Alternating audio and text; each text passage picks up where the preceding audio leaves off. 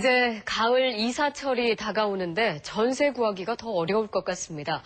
서울 강북이 많이 올라서 1억 원대 미만 전세는 거의 찾아볼 수가 없습니다. 서울 강북구 미아 뉴타운 주변 지역입니다. 가을 이사철 전세 수요가 늘면서 최근 이 지역 전세값이 2천만 원 이상 올랐습니다.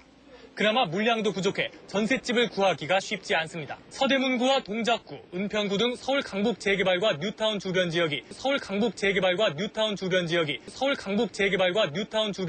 전셋값 오름세를 이끌고 있습니다. 반면에 강남과 서초, 송파 지역은 아파트 물량이 대폭 늘어나면서 전셋값이 뚜렷한 하락세를 보이고 있습니다. 전세를 찾는 소유자 입장이라면 이주 물량이 많은 강북권보다는 500세대 내지 1000세대 안팎의 대규모 단지가 들어서는 강남권 중심으로 발품을 파는 전략이 필요할 것으로 보여집니다.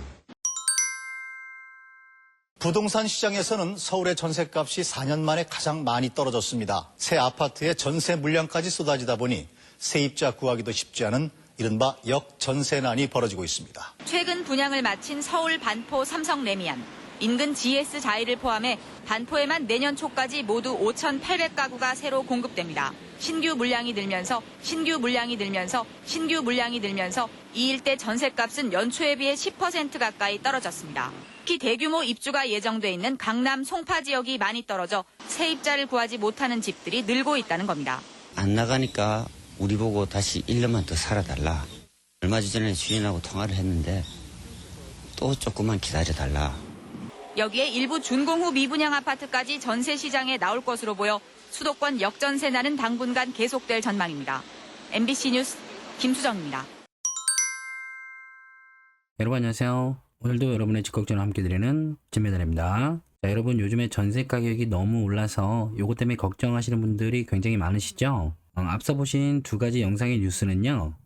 2008년에 서울 강북의 전세난에 관한 뉴스였고요. 하나는 서울 강남의 역전세난에 관한 뉴스 소식이었어요. 자, 오늘 결론부터 말씀드리자면요. 이 전세 가격도 결국은 수요와 공급에 의해서 결정이 되는 거예요. 이게 너무나도 당연한 건데 수요보다 공급이 많아지면 이렇게 물량이 많아지면 아무리 날고 기는 강남이라도 역전세난이 일어날 수 있는 거고요. 공급은 적고 수요가 많으면 지금 같은 전세난이 일어날 수밖에 없는 거예요. 제가 얼마 전에 영상에서 서울과 수도권의 개발 방향성에 대해서 정리를 해드린 적이 있었죠. 지금부터 우리 여러분들께서 자금이 조금 부족하시다 그러면 굳이 새 아파트를 기다리실 상황이 아니고 지금 서울의 개발 방향성이 안 좋았던 게 좋아지는 방향으로 가니까 여기를 좀 선점하셨으면 좋겠다라고 말씀드렸죠. 자, 이렇게 안 좋았던 거, 낙후되었던 부분들이 좋아지려면 이주 수요가 발생을 할 거고요. 이주 수요가 발생하면 주변에는 전세난이 벌어진단 말이죠. 이거는 피할 수 없는 거예요. 자, 그래서 요거는 영상이 나온 김에 말씀드리는 건데 이 내용은요. 아직 기회를 못 잡으신 분들에게는 매우 중요한 내용이에요. 안 좋았던 게 좋아지는데 요 안 좋았던 거를 먼저 선점하시는 방법이 있을 거고 이분들이 이주할 곳, 이렇게 전세난이 벌어질 곳, 여기를 선점하시는 방법이 있을 거예요. 지금은 이거를 집중적으로 고민을 하셔야 될 때다. 자, 요거 다시 한번 말씀드리고요. 자, 다시 오늘의 주제로 넘어오면 전세난, 요 전세난을 해결할 거는 물량을 공급해주는 수밖에 없어요. 근데 우리 나라님께서 이 전세 물량을 공급해줄 방법을 생각하시는 게 아니고 오히려 전세 물량을 더 죽이게 되는 결과를 초래하는 대책들을 내세우면서 이게 지금의 심각한 전세난을 해결해 줄 수 있는 대응책이라고 생각을 하고 있기 때문에 이게 너무 답답해서 제가 오늘은 장군님까지 소환을 했잖아요. 제발 우리 임금님 좀 알려주셨으면 좋겠어서 이 잡으라는 집값을 좀 잡으셔야 되는데 결국에는 또 우리 서민들을 잡고 있으니 근데 이 대책이 그대로 발표됐을 경우에는 또 까딱하면 우리 구독자님께서도 홀랑 넘어가실까봐 이게 또 외관상으로는 그럴듯 하거든요. 근데 이 속을 또 까보면 결국에는 우리 백성들이 또 피해를 보는 이런 또 답답한 내용이라서 이거 우리 장군님께서 옆에 차신 긴 칼로 좀 막아주시길 바라면서 요 긴 칼로 그냥 휙휙휙 막아주시길 바라면서 기사 하나만 볼게요. 자, 우리 정부가 말이죠. 연말까지 추가 전세 대책을 내놓겠다고 예고하면서 임대료의 상한선을 정해주는 표준 임대료 카드가 재차 거론되고 있다 그래요. 지난 6월부터 시행한 전월세 신고제로 확보한 거래 정보를 토대로 표준 임대료를 책정하고요. 새로 발생하는 신규 임대차 계약을 자, 여기는 얼마까지 하세요? 여기는 얼마까지 하세요? 이걸 정부에서 이렇게 정해주겠다는 거예요. 이렇게 정부에서 민간의 임대료를 통제하는 추가 전세 대책으로 표준 임대료 제도 도입이 얘기가 나오고 있고요. 그리고 신규 계약까지도 상한제를 적용하겠다. 이것도 모자라서 무한제로 계약갱신 청구권을 사용할 수 있게끔 만들어줘야겠다. 뭐 이런 얘기까지 지금 나오고 있습니다. 이것들은 지금 아직 확정된 사항이 아니기 때문에 뭐 자세하게 아실 필요는 없을 것 같은데요. 일단 어떤 건지는 좀 아셔야 대응을 하실 수 있겠죠? 쉽고 간단하게 설명을 해드릴게요. 먼저 제가 가장 우려하고 있는 표준 임대료 제도는요. 현 대통령의 공약이기도 했어요. 작년에도 표준 임대료 도입의 필요성을 언급을 하곤 하셨는데 다들 아시겠지만 우리 대통령께서는 다른 건 몰라도 이 부동산 가격 잡는 거는 또 자신이 있으신 분이잖아요. 이 자신감으로 이렇게 표준 임대료를 도입을 하셔서 부동산 가격을 잡을 수도 있겠구나라고 생각하는 분들도 계실 텐데요. 일단 다들 알고 계시겠지만 임대차 3법을 한번 짚고 넘어가 보자고요. 자, 우리가 소유자인 집주인과 전세든 월세든 이렇게 임대차 계약을 체결하면요. 임차인인 세입자의 선택에 따라서 이렇게 2년 동안만 계약 기간을 채우고 살다가 뭐 다른 사정이 있어서 나가고 싶으면 나가실 텐데 여기에 추가로 세입자가 원한다면 그러니까 임차인이 원한다면 추가로 2년을 더 연장할 수 있게 된 거죠. 그래서 2+2인데 예컨대 전세 계약이라면 이렇게 2년 동안 계약을 하고 추가되는 2년의 계약 기간에는 이 임대료를 최대 5% 범위 내에서만 상향을 할 수 있게 돼 있어요. 이게 계약갱신 청구권이고 이게 전월세 상한제고요. 이런 계약 내용들을 신고해라. 이게 전월세 신고제죠. 근데 이게 지금 어떤 문제가 발생을 했냐면 이게 집주인과의 최초 계약이고 이게 계약갱신 청구권을 사용해서 추가로 더 살 수 있는 2년일 텐데요. 이렇게 계약갱신 청구권을 사용하지 않은 전세 계약도 있을 거고 이미 계약갱신 청구권을 사용한 임대 계약도 있겠죠. 여기서 계약갱신 청구권을 사용하기 전 요 최초 계약의 임대료가 예컨대 전세금이 5억이었다면 계약갱신 청구권을 사용한 전세금은 상한제가 5%니까 2,500을 올릴 수 있으니까 최대 5억 2,500만 원이 되겠죠. 그리고 이 계약갱신 청구권을 사용하지 않은 채 신규로 전세로 들어오시는 분들은 기존에는 5억이었던 전세 시세가 8억 정도로 올라갔다면 신규 전세 계약의 보증금은 8억이 됐겠죠. 자, 그래서 지금 문제가 되는 부분이 같은 단지 내에서요. 어떤 집은 전세 보증금이 5억이고 어떤 집은 8억이고 어떤 집은 5억 2,500이 되고요. 또 어떤 집은 요것들을 집주인과 세입자가 합의한 금액 예컨대 7억 정도라면 이렇게 동일한 단지에 동일한 평형임에도 불구하고 501호는 5억, 502호는 8억, 503호는 7억 이렇게 2중 3중으로 다른 전세 가격이 형성이 돼 있다는 거예요. 자, 요 자체도 문제인데 지금 이렇게 5%의 상한제를 적용한 전세 세입자가 지금 계약갱신 청구권을 한번 사용했죠. 근데 이분이 이 두 번째 2년이 지난 다음에는 바로 이렇게 8억의 시세를 주고 전세로 들어가야 되잖아요. 그럼 이분은 당장 2억 2,500이란 돈을 구해야지만 같은 조건의 환경에서 거주를 할 수 있게 된다는 말이 되는 거잖아요.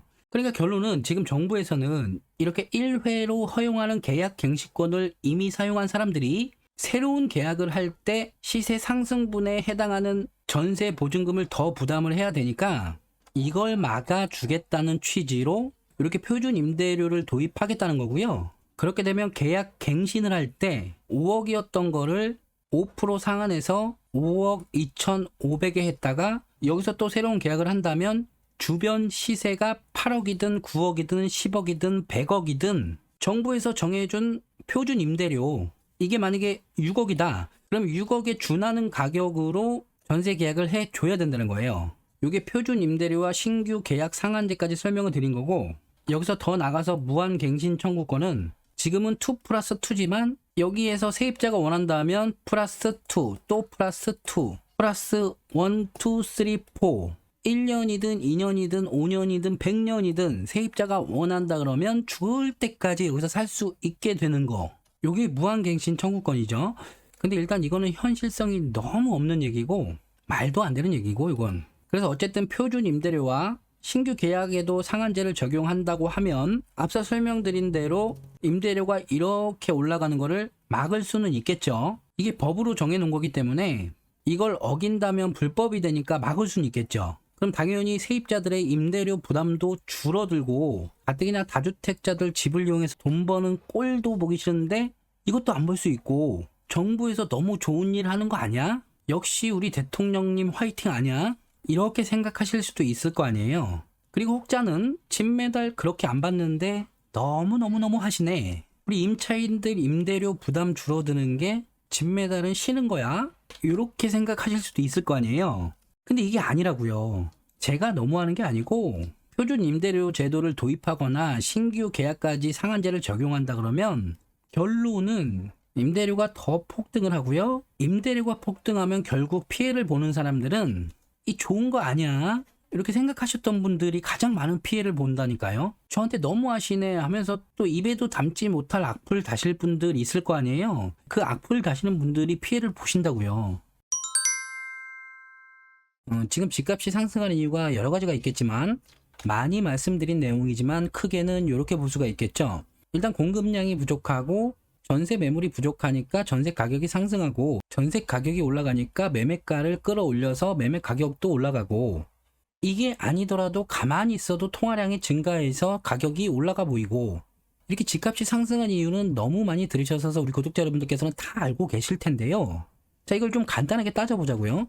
지금 공급량이 부족한 것도 여러 가지 이유가 있겠지만 일단 정부에서 분양 가격을 통제했잖아요. 분양가 상한제로 통제하고 허그의 분양가 보증 심사제로 통제하고 이것들이 이제서야 이제 완화가 되는데 결국 분양 가격을 통제하니까 집을 지어서 분양을 하는 분들이 집을 지어서 토지 구입 비용 플러스 건설 비용 플러스 마진 이 집을 짓는 분들의 마진까지 이런 것들을 더해서 분양 가격이 정해지는 건데 정부에서 이 분양 가격을 통제하다 보니까 이렇게 집을 짓는 분들의 요 마진이 줄어드니까 당연히 집을 지을 의욕이 없어지겠죠. 마진이 줄어드니까요. 이건 결국 분양 물량의 감소라는 결과를 보여주게 되는 거고요. 수요는 항상 있고 오히려 신규 수요까지 늘어나고 있는데 분양 물량이 감소하니까 집값이 올라갈 수밖에 없는 거고요. 신규 분양 물량이 감소하면 기존 주택이라도 나와줘야 되는데 이것도 참 많이 말씀드린 내용인데요. 기존 주택의 임대 물량 공급자는 다주택자란 말이죠. 다주택자들은 한 채는 자기가 거주하고 나머지 주택들은 전세든 월세든 임대 물량으로 내놓는다 그랬잖아요.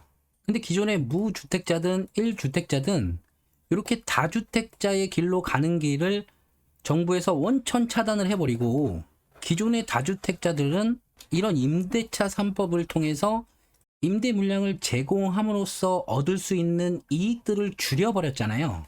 이렇게 재고주택들이 출현하는 길들을 직간접적으로 통제를 하면서 전세 물량을 감소시켰단 말이죠. 전세 수요도 마찬가지로 수요는 일정하거나 오히려 신규 수요는 늘어나고 있는데 공급은 감소하니까 당연히 가격 상승으로 이어지는 거고요. 이런 상황에서 추가 전세 대책이라면서 임대료를 더 통제를 하면 상식적으로 생각해도 임대 물량의 공급자인 이 다주택자들이 이 전세 물량을 쭉쭉쭉쭉 시장에 이렇게 내놓을 이익들이 사라지니까 당연히 이 공급자들이 줄어들 거 아니에요. 공급자들이 줄어들면 물량은 당연히 줄어드는 거고 이게 현실의 주택들이 이렇게 뿅 하고 사라진다는 게 아니고요. 통제하기 전에 가격을 찾아볼 수가 없다는 말이에요. 제가 영상에서 이런 말씀을 몇 번 드렸죠. 정책이 나오면 방향성을 일단 판단을 해서 정책 방향이 어디로 가는지와 상관없이 본인에게 유리한 방향을 찾아서 정책 방향을 따라가든 반대로 따라가든 어쨌든 본인에게 유리한 방향으로 찾아간다고 했잖아요. 제가 전세 가격에 대해서는 참 많이 말씀드려서 오늘은 이렇게 한번 말씀을 드려볼게요. 정부에서 표준 임대료제를 도입해서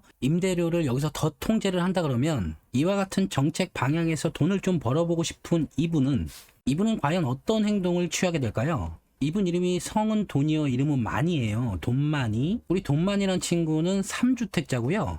한 채는 거주를 하고 있고 하나는 전세, 하나는 월세를 주고 있어요. 이걸 너무 팔고 싶었는데 양도세를 다 내고 남는 거 없이 파느니 지금까지 이 집에 투입한 기회비용이 너무 아까워서 팔지는 못하고요. 여기는 5억의 전세를 주고 있고 여기는 보증금 1억에 100만 원의 월세를 주고 있어요. 근데 우리 많이 돈많이가 정부에서 연말에 표준 임대료 제도를 도입한다는 얘기를 듣고요. 가만히 생각을 해보니까 지금 공급량이 너무너무 부족한데 향후 몇 년을 쭉 따져봐도 공급량이 계속 부족할 것 같단 말이죠. 아무리 생각해도 이건 기회인 것 같아. 그래서 요 짱구를 막 굴리다가 갑자기 보드를 타고 스무스하게 어디를 가더니 요런 물건을 사오네요. 얘는 에어컨이고 얘는 공기청정기예요. 아, 정부에서 표준 임대료 제도를 도입함에 따라서 우리 돈많이도 우리 세입자들이 거주하는 집에 에어컨과 공기청정기를 달아줘서 거주 쾌적성을 향상시켜 주려고 하는구나. 역시 우리 돈많이가 시대의 흐름을 잘 타는 친구로구나 라고 생각했는데 웬걸 전 월세집에 각각 에어컨과 공청기를 설치해 주고서는 옵션 비용 50만 원을 받겠다네요. 전세 물량이 없는 상태에서 전세 가격을 통제하면 결국에는 우리가 생각하지도 못한 이런 새로운 방법들이 등장을 해서요. 결국에는 우리 세입자들이 이 피해를 고스란히 안게 되는 거예요. 난 이거 안 주고 다른 전세집 구하면 되지. 가면요. 전세 물량이 없잖아요. 서두에도 말씀드렸다시피 이 전세난은 이렇게 물량으로 막아야 되는 거고요. 이렇게 전세 물량이 늘어나려면 우리 돈많이 같은 다주택자들을 많이 양성하는 수밖에 없어요. 다주택자들이 많아진다는 건 결국 전세 물량, 월세 물량이 많아진다는 거잖아요. 이런 다주택자들이 많아지고 전세 물량 많아지고 월세 물량이 많아지면 얘가 욕심을 부릴래야 부릴 수가 없는 게 우리 세입자들이 바보가 아니잖아요. 지금 이렇게 올라간 전세 가격을 바보라서 받아주는 게 아니고 어쩔 수 없이 받아주는 거잖아요. 근데 물량이 많아졌는데 우리 돈많이가 계속 욕심을 부리면 어떻게 되냐면 이게 빈집이 돼요. 왜? 세입자가 바보가 아니니까. 그러니까 정부에서 굳이 다주택자들을 의도적으로 많이 양성시킬 필요도 없고 시장은 시장 논리대로 돌아가게끔 가만히만 냅둬도 다주택자가 될 분들은 알아서 다주택자가 될 거고